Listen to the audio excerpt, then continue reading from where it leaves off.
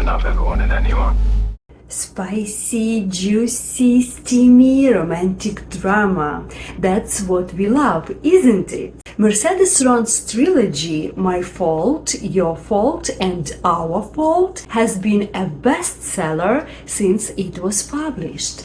As a result, in 2023, it got its first Spanish adaptation, Culpa Mia, which became the most watched non-English language film in Amazon Prime Video's history. Wow! To reach even a wider audience, Prime made an English version of it, My Fault London, which is considered less toxic and more mature. The comparison review of these two romantic hits is on the channel for you to see the main plot and characters' differences, and to practice your English listening and reading skills as well. So, don't miss it. Today, we are going to focus on the boring topic, English grammar, but not in a boring way. What's the past tense for go? Leave. Past tense? Yeah. Come. Come. Yeah. Present? Past? What? Where are we going? While watching the film together, we'll analyze why English speakers use 16 active tenses, how those tenses can help us non-native speakers understand what they want to say, and furthermore, how we can use grammar to be perfectly understood as well. In addition, we'll go through quite popular and widely used British and American expressions for your vocabulary building. As a bonus, in the end of the video, there is a grammar exercise for you, so don't forget about the subscription and the like for the video. One of the most important parts for this topic is irregular verbs. Native speakers also make mistakes using them. I have stolen. I've stolen. I wish we would have written, I think. Knowing irregular verbs forms is crucial for English learning. So, what do we need for our grammar lesson today? We need a table with all active English tenses. We know there are three main timelines: present, past, and future. In the English language, each timeline has a range that indicates more specifically when something is happening. That's why there is a simple tense, continuous tense, perfect tense, and perfect continuous tense. We will fill in this table during the lesson to see how the tenses are formed and when they are used. It's going to be interesting, informative, and very productive. Let's start and have some fun together. I never believed in happy endings. They were part of someone else's story, as if my life could ever be that simple. The film begins with Noah telling us about herself. Whenever you want to tell about something in the past, it's just simple facts. You use past simple tense.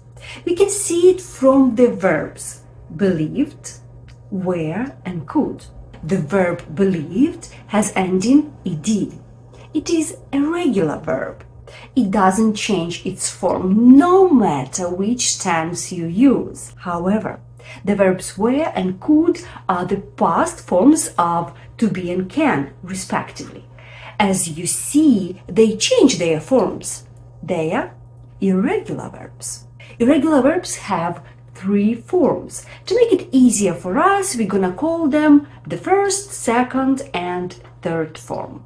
Add ending ed to regular verbs and use the second form of irregular verbs to form this tense. So, we have filled in the first English grammar tense in our table. Everyone kept telling me that London would be a fresh start, especially after everything that happened. Everyone kept telling me that London would be a fresh start. The sentence is not simple. It consists of two parts. Part 1. Everyone kept telling me. It's the same past simple tense. She uses the verb kept in its second form. Part 2. London would be a fresh start. She's referring to the future because she hasn't moved yet. When you talk about something that will happen in the future, you use future simple tense. Its form is will and the verb in its first form. Every time there is a complex sentence in which future tense is used right after the past, you simply change will to would. And that's how you form future simple in the past. For example, she said she would call me. He asked what I would do. 20 years ago, my mom left England for a man. Now she was dragging us back for a different one. After 20 years living in the US, she was dragging them back. Noah wants to emphasize that it was a process and it was happening at some particular time. So it's not just a fact, it's ongoing action. Its past continuous and its form is was for singular, were for plural, and ending ing to the verb. What am I gonna do? Can't believe you're actually leaving. Is her boyfriend referring to the present or future time? If you are not sure, it means you are correct. Yeah, he's talking about what is happening right now and about the plans for the future. It's very natural to hear from a native speaker a question, what are you doing tomorrow? And less often, what will you do tomorrow? Because most of the times they are not asking about your decisions or some facts. They are asking about your plans. So if you have plans for the next day, you will answer using this very tense, which is present continuous. For example, I am going to the beach tomorrow. It is formed by am, is, are, and ending ing to the verb. I've heard that long-distance relationships can be hard. We see the different perspective of Noah and her boyfriend on a long-distance relationship. She says, I've heard. It's a short form of I have heard. She heard it in the past, but it affects her now. The result of it, they experience now when having this conversation. It's present perfect tense that shows us the time range from the past to the present. The effect or result of something happened in the past but is important now. For example, I have become an English teacher, meaning I started in the past and I am still a teacher. She has finished her work, meaning we can see the result of it or it is still relevant in the present time. Noah uses the third form of the verb here, I have heard. So the form of the tense is has for she, he, it, have for I, we, you, they, and the third form of the irregular verb, or ending ed to the regular verb. I think you're gonna like him. If I don't, well, I guess it's too bad, because we'll already be living together. Noah's mom has picked her up in the airport, and they are talking about Noah's stepbrother, Nick. Noah says, if I don't like him, it's too bad, because we will be living together. Is she talking about the future time? Yes. Is she talking about some facts or duration of the action? The duration, right? We know already if an action is in progress or ongoing, it's continuous time range. So we've discovered future continuous. Its form is will be plus ending ing. Examples. I'll be working on my project and you'll be studying for your exam. At 9 o'clock tonight, I will be watching the game. Is that how you greet people in Florida? Because here we just shake hands. Nick and Noah see each other for the first time. Neither of them seems to like each other. Nick is talking about general information, like how you greet people. We shake hands. When you are talking about facts in general or general information, you use present simple. Use the first form of the verb or add ending s when the subject is she, he, it. Examples. She likes pop music. It seems fun. We always play football on weekends. There won't be any new tenses for quite some time in the film, so let's take a small grammar break and learn interesting expressions and phrases. So you're the infamous Nicholas Lester. Yeah, and you're the younger of the new unwanted guests. Infamous, famous for something considered bad, having a bad reputation, unpleasant or evil. What is taking so long? I'm parched. A spoiled daddy's boy and a stalker. Parched, dried out or very thirsty. I must get a drink, I'm absolutely parched. British charm. Spare me. Neither of us want this. Spare me is a request to be excused from something unpleasant or unwanted. It's often used when someone is being told about something boring, tedious, or upsetting, and the speaker wants to avoid hearing more. And Mom's laid out all of these gowns for this gala like it's my society debut. Lay something out, level C1, organize and arrange something for display or distribution. A gown, a long dress for formal occasions. Come on. I'm not gonna rise to it and give you the satisfaction you're craving. Rise to something. If you rise to a remark or act, you reply to it rather than ignoring it, especially because it has made you angry, you react in a way someone wants you to.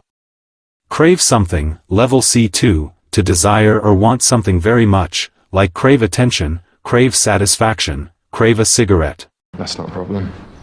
Your inappropriate attire was satisfaction enough. Attire, clothes, especially of a particular or formal type. You realize it's black tie, right? Black tie is a dress code, suits with bow tie for men and long formal dress for women. Well, you called him a spoilt little daddy's boy. I think it rather ruffled his duck down. Ruffle his duck down is a variant of ruffle someone's feathers, meaning to make someone angry or upset. No, Nick's a lot of things, but he's not spoilt. He makes his own moolah. Moolah is a slang term that means money. Noah, where do you stand on selective education? The question, where do you stand on something, is asking for your opinion or position on the topic. The question is basically asking, do you support or oppose schools that select students based on academic ability or talent? Noah's taking a year out, and then she's applying to UCL. I'll give you all the inside of goss, where to drink, what to eat. UCL stands for University College London. Use preposition, to, when applying to a place, like a school or company, and preposition, for, when applying for something, like a job or a loan. Goss is short for gossips, a conversation about other people's private lives that might be unkind, disapproving, or not true. I realize I may have jumped the gun with the whole daddy's boy label. Jump the gun, idiom, to do something too soon, especially without thinking carefully about it. Start something before you should. I'm not apologizing. So you think it's okay to judge people indiscriminately? Indiscriminately, in a way that does not show careful choice or planning, usually with harmful results. I was judging you based on information I'd acquired. That's bullshit. I was judging you based on the information I had acquired. I'd is shortened for I had. We are familiar already with the first part of the sentence. I was judging you. We see it continues in the past that shows us the ongoing action. Acquire means to get something, especially if it's important to you. So she got some information about Nick before she started judging him. At the same time, she was judging him, or after? Before, right? So First, she got the info and then, based on that info, started judging. Which means one past action was earlier than the other and had an impact on it. That earlier past action is presented by past perfect. It's formed by had plus the third form of the irregular verb or ending ed to the regular verb. As we can see in the example, the verb acquired. More examples. By the time I arrived, they had already left. She had lived in Paris for many years before she moved to London. He's not a daddy's boy, but maybe he's a mommy's boy. I'd hate to not live up to your expectations. I'd hate to not live up to your expectations means I would feel bad or disappointed if I failed to meet your expectations. But you're just gonna leave me on the sidewalk in the middle of a city I don't know? No, I'm gonna leave you on the pavement. Great funny moment to see the difference between American and British vocabulary. Pavement comes from the French language. It means the paved surface. In British English, it is a term for pedestrian path. In American English, this word also means the road surface, but not for pedestrians, it's for the cars. The pedestrian path is called a sidewalk in American English. Suits you. Sorry, I was just Snooping. Snoop, to look around a place secretly, to try to find out about other people's private lives. You got a dad in prison and a cheating ex-boyfriend, or just me? Well, at least you're rid of him now, man. Be rid of someone means to no longer have or be affected by someone who is unwanted or annoying, to be free of them. And then I won a bunch of car races, NASCAR youth, you know the drill. You know the drill is an informal idiom meaning to be familiar with the usual process or procedure of doing something, or to understand it. What was that? It's him. He's putting down a month's wages on Nick winning some race against Ronnie. He put his month's wages on the race means he bet his entire monthly salary on the outcome of the race. Put money on means to bet. Month's wages means month's salary. This is Ronnie, man. He's got it into his maniac head that Nick's been disrespecting him because he's the only one who stands up to him. Stand up to someone means to defend yourself or resist someone, especially someone more powerful, when they are treating you unfairly or making demands. There's something about a 5 o'clock shadow that does something to me. A 5 o'clock shadow expression refers to the slightly rough or stubbly beard that a man has after a day of not shaving. Shame it's only just after 4.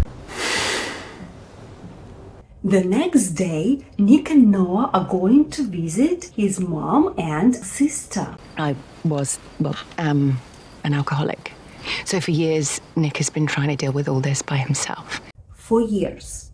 This word combination shows us that it started long time ago and continues until the present time. So it's not only the duration, but the action that is also still relevant. It is connected to the present time and affects it. To express that entire situation, Nick's mother uses the present perfect continuous that combines connection of the past to the present time and duration. The form of it is have or has plus been and ending ing to the verb. Examples. Why has she been crying? It has been raining all day. They have been living in Ottawa for 5 years. I wouldn't be here if I didn't want this. Come on! Oh my god, Noah, I was so cut up when you left. To be cut up is a British English informal idiom often used in situations where someone is experiencing sadness, grief, or disappointment. You can also say, to be upset, to be distressed, or to be heartbroken. And I admit that what I did was a colossal mistake, for which I deserve to be chastised. Chastise, to criticize someone severely, or to punish someone, especially by beating. No, we weren't. I think your brother can read the room, Noah. Reading a room is the same as reading a situation, or reading another person's expressions. You are looking at a situation and drawing conclusions based on what is happening. like coming for you, then I'm coming for your family. And I'm taking your car as compensation for what I would have taken for battering you. Batter implies a forceful and repeated beating or striking, typically with fists or a heavy object. So Nick and Noah, yeah? Yeah, take this. I'm baffed. I'm baffed, British slang, means I'm confused, or I'm bewildered. It expresses a feeling of being puzzled, unsure, or unable to understand something. You can also say, I don't get it. What's the sitch, you know? Come, spill the beans. Sitch is a short from a situation. Spill the beans, idiom, to reveal a secret, or talk about private information. As you've heard, the plan, right, is to swap it out for the cash. Piece of piss. Piece of piss, a vulgar slang variant of the idiom, piece of cake, used to describe something that is very easy or simple to do. Here's my logic, okay, and I'm going to share this with you because I think we're going to see eye to eye with this. See eye to eye with something or with someone, idiom, if two people see eye to eye, they agree with each other. I get locked up trying to graft a living while the Nicks of the world breeze through. Now, is that fair? Graft a living, in British English, graft is an informal way of saying work or labor, particularly when referring to hard work or effort. Graft a living means hard or tough work to survive. Watch the film to see its ending, if you haven't yet, and also for practicing new expressions and grammar. We still have some tenses missing in our table. Those tenses are quite rarely used. That's why we haven't seen them in the film. So, past perfect continuous. Its form is had been and ending ing. Expresses ongoing action in the past leading to another action in the past that happened after. Same idea as presented in the past perfect, but this time the action that happened before was in progress. Examples. She had been studying for hours before she finally fell asleep. We had been waiting for the bus for an hour when it finally arrived. Future perfect is used when the action is completed in the future. That's why it's always used with the timing to show it. For example, you will have finished your report by this time next week. They will have arrived by 5 o'clock. Will you have eaten when I pick you up? Its form is will have plus third form of irregular verbs or ending ed to the regular verbs. The future perfect continuous tense describes an action that will have been ongoing for a period of time by a specific point in the future, using the structure will have been plus ending ing. Here are some examples. By 6 p.m. I will have been working on this project for 10 hours. Next year, I will have been living here for 10 years. All future tenses in the past describe the same idea of all future tenses. The only difference is they are used after the past tense and will is changed into would in their structure. Let's summarize all those time ranges once and for all, so we have a clear picture and do not make mistakes using grammar tenses. Simple tenses describe facts and general information. No duration, no connections with the other tenses or actions, no impact on other tenses. Continuous tenses describe the duration of actions at some particular time. Perfect tenses have a finishing point. They describe completed actions that affect other actions. Perfect continuous focus on a long duration that has a finishing point or impact on other tenses. We are moving to the grammar exercise. The new vocabulary from the film My Fault London will also be used in the exercise. You'll be given 8 described situations and 2 variants to choose from. Ready? If you need more time, please pause the video. Number 1. You want to describe your work, which is arranging and displaying new gowns. It was yesterday, and it was from 1 p.m. to 4 p.m. A. I laid out new gowns yesterday from 1 to 4 p.m. B. I was laying out new gowns yesterday from 1 to 4 p.m.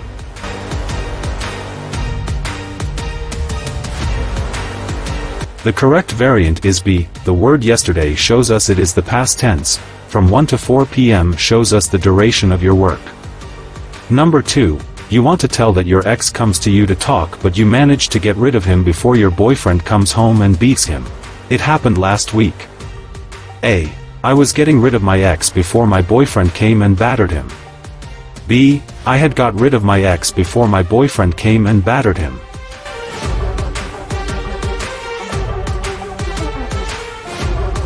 The correct variant is B. The word before shows us that one past action was earlier than the other past action and had an impact on it. Number 3. You want to tell that you and your sister always disagree about the way you both work hard to make a living. It started long time ago and continues until the present time. A. My sister and I had never been seeing eye to eye on grafting a living. B. My sister and I have never seen eye to eye on grafting a living.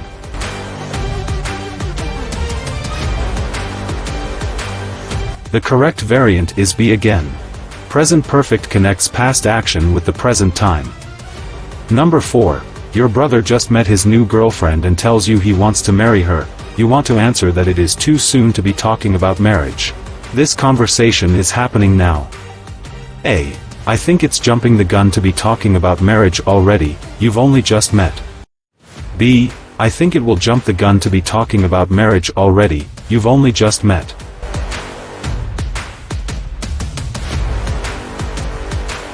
The correct variant is A. As the conversation is happening now, we use the continuous form to show it's an ongoing action. Number 5. Your friend tells you he criticizes your sister. You want to reply that that probably upsets her very much. It happened 2 days ago. A. Your criticism probably ruffled her duck down. B. Your criticism had probably ruffled her duck down.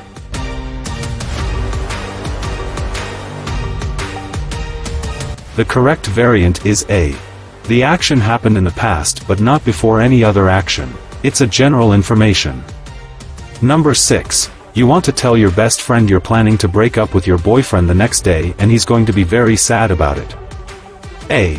I am breaking up with him tomorrow and he is so cut up about it.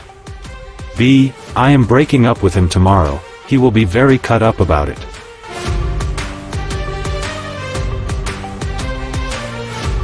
The correct variant is B. Future general fact that will happen the next day. Number 7. You want to compliment your friend about her skills of feeling the audience and knowing its reaction when she is performing. A. You're so great when you're performing, you always read the room. B. You're so great when you're performing, you will have been reading the room.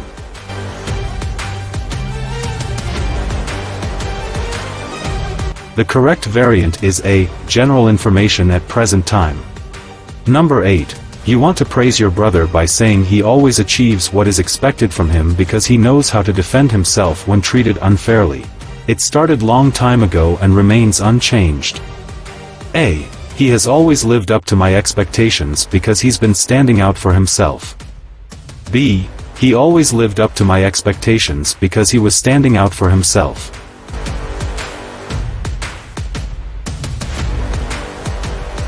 The correct variant is A. Present perfect continuous shows the duration of the action and its connection to the present.